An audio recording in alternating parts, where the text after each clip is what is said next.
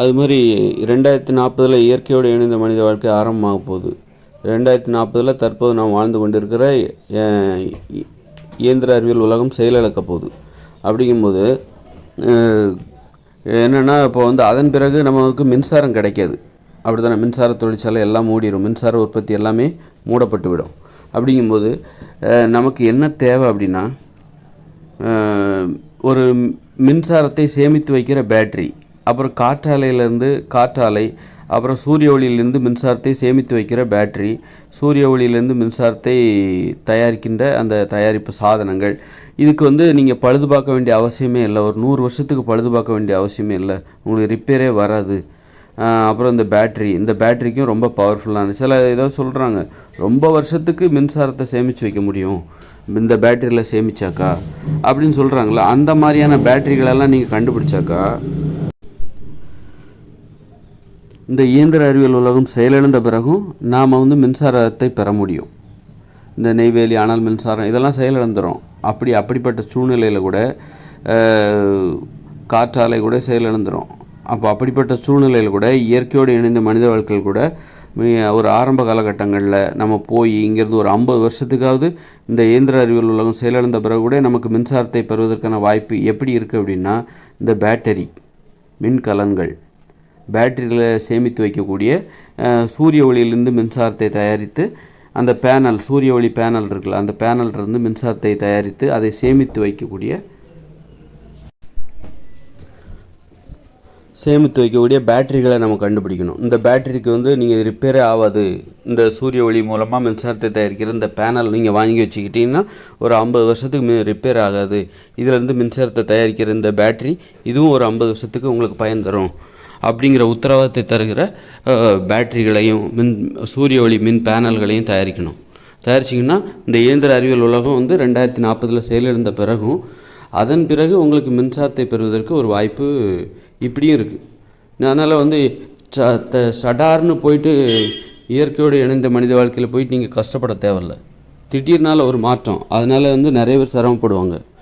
அந்த மாற்றத்தை வந்து ஏற்றுக்கிற அளவுக்கு மனசுலேயும் உடம்புலேயும் நமக்கு இன்னும் அந்த பக்குவம் அந்த டைமில் ஏற்படாது. அதனால் வந்து இந்த மாதிரியான கண்டுபிடிப்புகள் ரொம்ப அவசியம், தேவை. அப்புறம் படிப்படியாக பழகிட்டதுக்கு அப்புறமா இயற்கையோடு இணைந்த மனித வாழ்க்கையில் வாழ்வதற்கு நம்ம தயாராகிடுவோம். அதே நேரத்தில் வந்து இந்த மாதிரி நிறைய பேட்டரிஸ்லாம் ரெடி பண்ணி தொழிற்சாலையெல்லாம் இயங்க வச்சிடலாம் அப்படின்னு நினைக்கிறோம். ஏன்னா வந்து ஏன் செயலிழந்து போகுது இந்த இயந்திர அறிவியல் உலகம், எதனால் செயலிழந்து போகிறதுனா, இளைய தலைமுறையினரிடம் வந்து அதற்கான ஒத்துழைப்பு கிடையாது. இளைய தலைமுறையினர் அந்த பொறுப்பை ஏற்றுக்க மாட்டாங்க. இந்த இயந்திர அறிவியல் உலகை தொடர்ந்து உயிர்ப்போடு வைத்திருப்பதற்கான அந்த பொறுப்பை இனிமே பிறக்கிற குழந்தைகள் ஏற்றுக்க மாட்டாங்க. ஏன்னா இதில் ஏற்படுகிற கஷ்டங்கள், இன்னல்கள், இது மகிழ்ச்சியான வாழ்க்கைக்கு உதவாது, எல்லாத்துக்கும் இது பொதுவானதாக இருக்காது, சமத்துவம் என்பது இருக்காது, இல்லை ஏகப்பட்ட ஏற்றத்தாழ்வு, எல்லாருக்கும் இது மகிழ்ச்சியை தராது அப்படின்னு இளைய தலைமுறைன்னு புரிஞ்சுட்டாங்க. இதை அவங்களால செய்யவும் முடியாது. அவர்கள் மென்மையானவர்களாக மாறிவிடுவார்கள். அவருடைய மூளை வந்து அவர்கள் மனம் என்னும் செயல்பாடை பார்த்திங்கன்னா, மனதின் செயல்பாடை பார்த்திங்கன்னா தொடர்ச்சியாக எண்ணங்கள் நினைவுகள்லாம் வந்துக்கிட்டே இருக்காது. நாமெல்லாம் இன்றைக்கி கஷ்டப்பட்டு உழைக்கிறோன்னா அதுக்கு அந்த மனசோட செயல்பாடு தான் காரணம். இன்றைக்கி தொடர்ச்சியாக எண்ணங்கள், கனவுகள், நினைவுகள்லாம் வந்துக்கிட்டே இருக்கா, இடைவெளியே இல்லாமல். அதனால்தான் ஓய்வே இல்லாமல் வந்துக்கிட்டே இருக்கா. அது ஒரு மனதின் கடினமான உழைப்பு.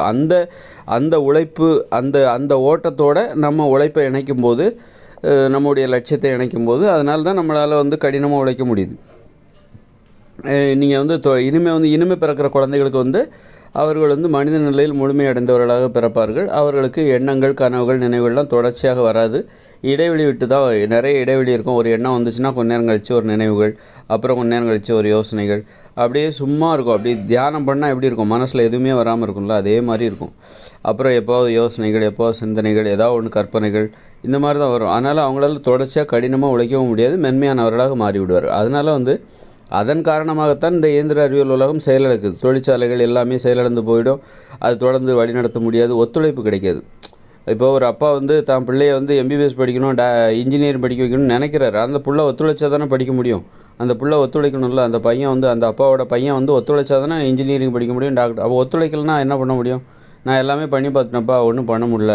அதே மாதிரி தான் அப்போது வந்து இப்படி உலகத்தில் உள்ள எல்லா பெற்றோர்களும் நினைப்பாங்க, தான் பிள்ளை அது வாய்க்கணும், இது வாய்க்கணும், விஞ்ஞானி ஆக்கிடணும், அவன் என்ன விருப்பப்படுறான்னு நீ ஆகுப்பா அப்படின்னு சொல்லிவிடுவாங்க. கடைசியில் பார்த்தா அந்த பிள்ளைகளுக்கு அந்த ஆசை இருக்குது, இன்ஜினியர் ஆகணும், டாக்டர் ஆகணும். எவன் போய் கஷ்டப்பட்டு அடைப்பான்? ஜாலியாக வாழ்கிறோமா, வாழ வேண்டிய வயசில் வந்து வாழ்க்கையை தியாகம் பண்ணிக்கிட்டு புத்தகத்தை படிச்சுக்கிட்டு கிடப்போமா அப்படின்னு யோசிப்பாங்களோ அந்த மாதிரி தான் வந்து இனிமேல் வர தலைமுறையினர் வந்து நீ படித்து நான் கஷ்டப்பட்டு படித்து அதுக்கப்புறம் தான் நான் சந்தோஷமாக வாழ்கிறதுக்கு இவ்வளோ கஷ்டப்படணுமா அப்படின்னு அவங்க கேள்வி கேட்பாங்க. அதாவது மகிழ்ச்சியாக வாழ்வதற்கு இவ்வளோ கஷ்டப்படணுமா அப்படின்னு அவங்க கேள்வி கேட்பாங்க. ஆடம்பரமாக வாழ்கிறதுக்கு தான், சொகுசாக வாழ்கிறதுக்கு தான் இவ்வளோ கஷ்டப்படணுமே தவிர அன்பு பாசத்தை ஒருவருக்கு பிறர் வழங்குவதற்கு இவ்வளோ கஷ்டப்பட வேண்டிய அவசியமே இல்லை. ஏன் இவ்வளோ கஷ்டப்படுறாங்கன்னா, ஆடம்பரமாக வாழ்கிறதுக்கு, சொகுசாக வாழ்கிறதுக்கு, காரில் போகிறதுக்கு, காங்கிரீட் கட்டடத்தில் வசிப்பதற்கு பெட்டு, தலைவாணி, ஏசி, மின்விசிறி, டிவி, இதெல்லாம் இதுக்கு தான் நம்ம கஷ்டப்படுறோமே ஒழிய அப்போ தான் அன்பு பாசத்தை செலுத்த முடியும் அப்படிங்கிறதுக்காக எல்லாம் இவ்வளோ கஷ்டப்பட வேண்டிய. அன்பு பாசத்தை ஒருவரிடமிருந்து அன்பை பெற வேண்டும், ஒருவரிடமிருந்து பாசத்தை பெற வேண்டும், பாசத்தை கொடுக்க வேண்டும், அன்பை கொடுக்க வேண்டும் என்றால் அதுக்கு இந்த கஷ்டம் தேவையில்லை. ஆனால் இன்றைக்கி பாருங்கள், இவ்வளோ கஷ்டப்படுறோம், நம்மளால் ஆடம்பரமான ஒரு சொகுசான வாழ்க்கையை தான் வாழ்கிறோமே தவிர அன்பு செலுத்துவதற்கு இங்கே யாருமே இல்லை.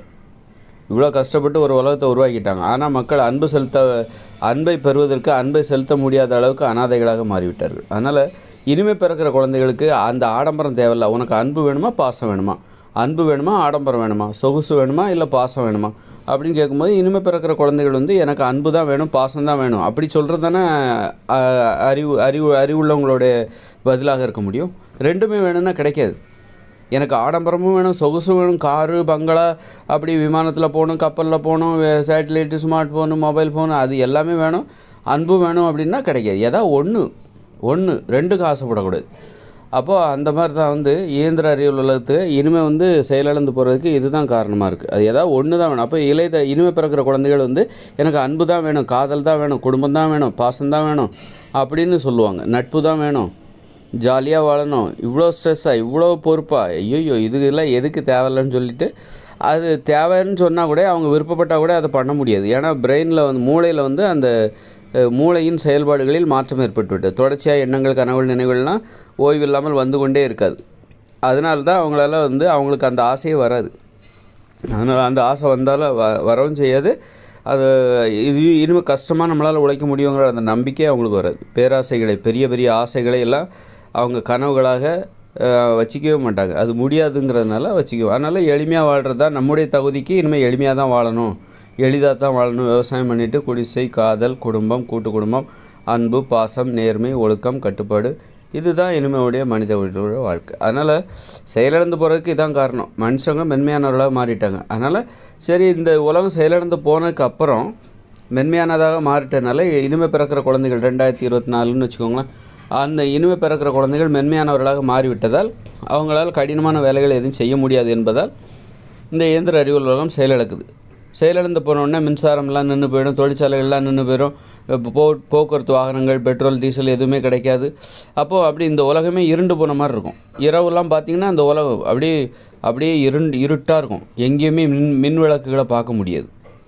நீங்கள் ஒரு சென்னை நகரத்தை பார்த்திங்கன்னா ஒரே இருட்டாக இருக்கும் இரவு நேரத்தில். அந்தளவுக்கு செயலிழந்து போச்சுன்னா சென்னை நகரத்தை, பம்பாய், கல்கத்தா, நியூயார்க்லாம் பார்த்தா இருட்டாக இருக்கும். அப்போது அந்த மாதிரி சமயத்தில் ஒரு கிராமம் எங்கேயுமே வெளிச்சது, இரவு நேரத்தில் மின் விளக்கே இருக்காது, ஏன்னா மின்சார உற்பத்தியே இருக்காது. அந்த மாதிரி நேரத்தில் இந்த உலகம் செயலிழந்து போனதுக்கப்புறமும் நம்ம இரவு நேரத்தில் ஏதாவது வெளிச்சத்தை பார்க்கணும் அப்படின்னு ஆசைப்பட்டால் இந்த மாதிரி பேட்டரிகள், மின் கலன்கள் ரொம்ப காலத்துக்கு மின்சாரத்தை சேமிக்க வைக்க முடியும். சில சொல்கிறாங்க 50 வருஷத்துக்கு, 100 வருஷத்துக்கு எல்லாம் வந்து ஒரே டைம் சார்ஜ் போட்டால் 100 வருஷம் கூட வரும் அப்படின்ற மாதிரிலாம் சொல்கிறாங்க. அந்த மாதிரி ஏதாவது சாத்தியம் இருந்தால் அதுக்கு இன்னொரு 17 வருஷம் இருக்குது. 2040 வர வரைக்கும் நீங்கள் முயற்சி பண்ணுங்கள். அந்த மாதிரி ஏதாவது ஒன் டைம் சார்ஜ் போட்டால் 50 வருஷம் இதை யூஸ் பண்ணலாம் அப்படின்ற மாதிரி ஏதாவது இருந்தால் இரவு நேரத்தை வெளிச்சமாக்கலாம். வேறு எதையும் பண்ண முடியாது. இரவு நேரத்தை, அதாவது 2040க்கு அப்புறம் இருண்டு போன இந்த உலகை இரவு நேரத்தில் அவங்கவுங்க உபயோகத்திற்கு, தனிப்பட்ட உபயோகத்திற்கு, வீட்டுக்கு போவாங்க. அந்த நேரத்தில் கொஞ்சம் வீட்டை சுற்றி ஒரு லைட்டை போட்டுக்கலாம், ஒரு வெளிச்சமாக இருந்துக்கலாம். திடீர்னால இருட்டானா நம்ம ஒரு டார்ச் லைட்டை கையில் எடுக்கிறோம்ல, அதே மாதிரி தான். திடீர்னால கரண்ட் போச்சுன்னா என்ன பண்ணுவோம்? ஒரு டார்ச் லைட்டை கையில் எடுப்போம், எமர்ஜென்சி லைட்டை பற்ற வைப்போம்ல, அதே மாதிரி ஒரு சும்மா இரவு நேரத்தில் எல்லாம் செயலிழந்து போச்சு, இனிமேல் தொழிற்சாலைகள் எதுவுமே வராது அப்படிங்கிற மாதிரி இருக்கும்போது டக்குன்னு இருட்டாச்சுன்னா நல்லா இருக்கிறதுல ஒரு டார்ச் லைட்டு மாதிரி இந்த மாதிரி பேட்டரிகள் எதாக இருந்தால் பேட்டரி தொழில்நுட்பம் மூலமாக ஒரு 50 வருஷத்துக்கு 60 வருஷத்துக்கு ஒன் டைம் சார்ஜ் போட்டாக்கா 60 வருஷம் வரும் அப்படின்னு நம்ம மின்சாரம் இருக்கும்போதே சார்ஜ் போட்டு வச்சுக்கணும். அப்போ இயந்திர அறிவியல் உலகம் செயலிழந்த பிறகு அந்த சார்ஜ் போட்டு வச்சுருக்கிற அந்த லைட்டு அதை நம்ம யூஸ் பண்ணலாம். பேட்டரியோடு கனெக்ட் பண்ணுற அந்த லைட்டு சூரிய ஒளி மூலம் அல்லது சூரிய ஒளி மூலம் மின்சாரம் தயார் பண்ணி அப்பப்போ சார்ஜ் போட்டுக்கலாம். அந்த மாதிரி ஏதாவது சூரிய ஒளி டெக்னாலஜியாக எல்லாருமே படிக்கிறது ரொம்ப நல்லது. 2040 அப்புறம் இந்த சூரிய ஒளி மின்சார டெக்னாலஜி இருக்குல்ல, அதை தெரிஞ்சுக்கிறது நல்லது. ஏன்னா அங்கங்கே பேனல் வச்சுக்கலாம். அதில் எதாவது ரிப்பேர் வந்தால் சரி பண்ண முடியுமா, அதோட ஸ்பேர் பார்ட்ஸ் எல்லாம் வாங்கி கூட வச்சுக்கலாம். அப்போ இதன் மூலம் வந்து சும்மா திடீர்னால இருண்டு போன உலகத்தில் ஒரு வெளிச்சத்தை ஏற்படுத்துவதற்கு ஒரு டார்ச் லைட்டை கையில் எடுக்கிற மாதிரி தான். கரண்ட் போச்சுன்னா டார்ச் லைட்டை கையில் எடுக்கணும், எமர்ஜென்சி லைட்டை போடுற மாதிரி நம்ம வந்து இந்த இயந்திர அறிவியல் உலகம் 2040 செயலிழந்துடும். ஐயோ இப்படி திடீர்னால இருட்டாயிடுச்சேன்னு நீங்கள் கஷ்டப்பட தேவையில்ல. அந்த மாதிரி நேரத்தில் நீங்கள் அந்த மாதிரி பேட்டரி டெக்னாலஜியை வச்சுக்கிட்டு கொஞ்ச காலத்துக்கு ஒரு வெளிச்சத்தை இரவு நேரத்தில் பார்க்கலாம் என்பதற்காக நான் இதை சொல்கிறேன். மற்றபடி வேறு ஒன்றும் பண்ண முடியாது. இயந்திர அறிவியல் உலகம் செயலிழந்துச்சுன்னா அவ்வளோதான். அதன் பிறகு நீங்கள் என்ன பண்ண போகிறீங்க? போயிட்டு விவசாயம் தான் பார்க்க போகிறீங்க. விவசாயம், குடிசை அல்லது குடிசையில் தான் வசிக்கணுமா அப்படின்னா நான் வடிவமைத்து அந்த வரைபடத்தை அடிப்படையாக கொண்டு ஒரு புதிய உலகை உருவாக்குங்கள். அப்போ இன்னும் கொஞ்சமாவது பாதுகாப்பாக வாழலாம், நல்ல பாதுகாப்போடு வாழலாம். இயற்கையோடு இணைந்த மனித வாழ்க்கையில் எல்லாருமே அந்த காங்கிரீட் கட்டடங்களை ஒரு 500 வருஷத்துக்கு உழைக்கிற மாதிரியான காங்கிரீட் கட்டடங்களை உருவாக்குங்க எனது வரைபடத்தை அடிப்படையாக கொண்டு.